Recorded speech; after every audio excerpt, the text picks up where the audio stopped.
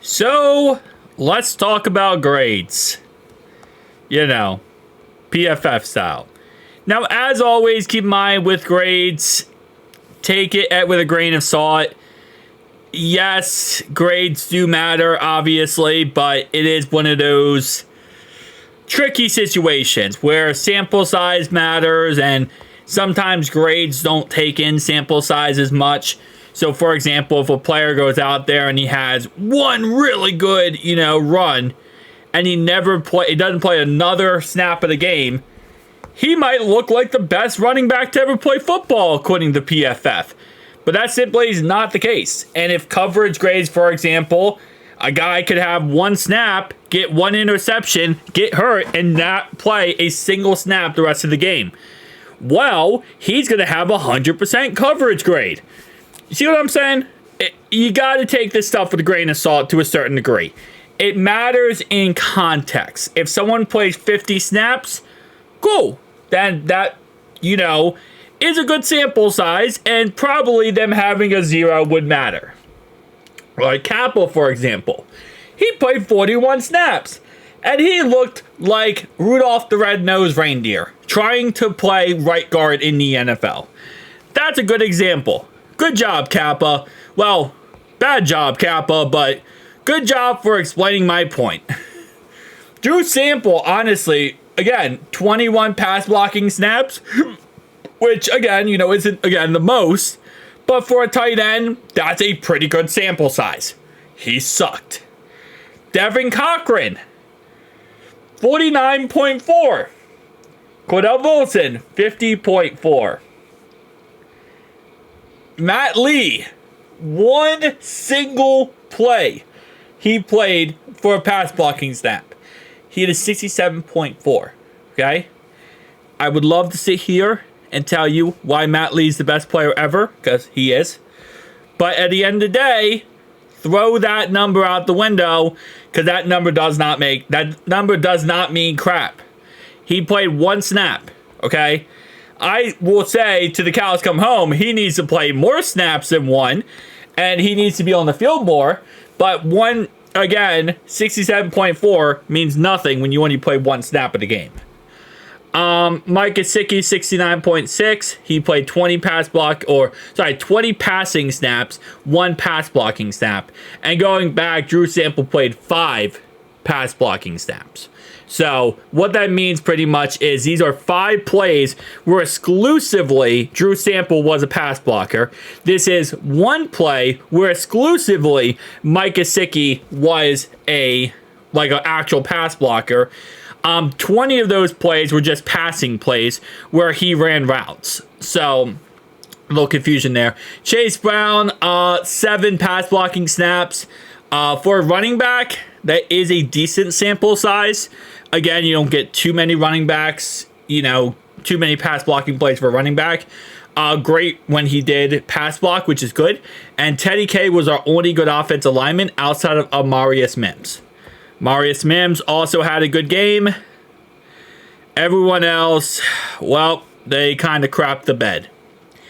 With that being said, let's go to run blocking, because run blocking wasn't much better. Cordell Volson actually led, so he got his job back at left guard. And ironically enough, he actually led the team in run blocking. Matt Lee played 4 snaps in run blocking, had 69.8. Teddy K did go ahead and have a 68.8. But as you can see, Kappa really crapped the bed altogether. And Kappa's been having a rough season across the board. It's not just this game, obviously. It has been a very rough season. And we kind of get into that perspective, okay, what are you going to do in the offseason? I think you definitely need to look, especially in the draft, at a right guard for left guard perspective, honestly. But you need to get a couple guards in here. You need to have competitions, because Kappa's really been struggling as of late. And this is getting to a point now where this is just unacceptable.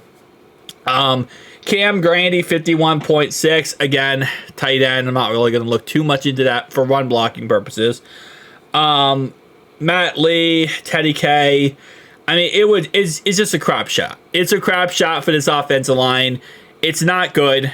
It has its struggles. It has its problems. And again, it's just every single week. And I hope that we could see, some type of change this offseason with the offensive line, but I really don't think it's going to happen. I think it's going to have to continue of Joe Burrow is going to have to continue to scream and yell and piss a fit, as I like to say, before anything gets done or anything gets fixed. And I don't even know when that would even happen. I'll be honest with you. Because again, at the end of the day, it doesn't seem like the front office understands that this is a problem. They don't. They absolutely don't. So that's really the biggest issue. Outside of that, let's look at defense, because defense was actually pretty decent. Run defense, our worst guy was Myles Murphy. He only had 7 run defensive snaps. So again, like I said, you have to take everything in sample size here. So I'm not going to, nail him to the cross yet, because again, he didn't go out there and have crazy snap count in run defense. But when he did play, he wasn't good. And that's obviously unacceptable. But it's been like that, it feels like, forever now. McKinley Jackson was actually the best with 13 rushing snaps. Now, the Titans didn't run the ball as much, so that's definitely a thing. They ran the ball a total of 25 times. I still want to see Moma Jagmita play more snaps, but he did play 5 snaps on defense when they ran the ball, and he did have a 69.2. Again, defense is, ironically enough, not the problem in this game.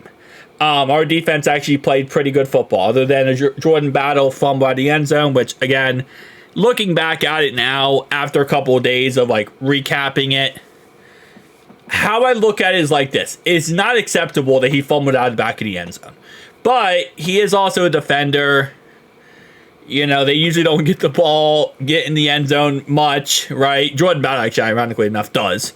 He actually does have a couple pick sixes. But I'm going to give him a pass because he's young. It was a stupid mistake, but he still played good football outside of that.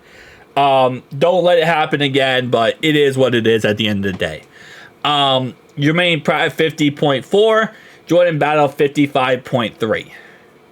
Which, again, for pass rushing, this is pass rushing. Expect that much. Now, Myles Murphy killed it. Absolutely killed it. He did everything and a cup of tea.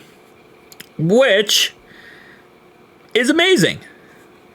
Because he actually was useful. Which worked out pretty well. Now, of course, Sam Hubbard gets hurt in this game because we use him on offense.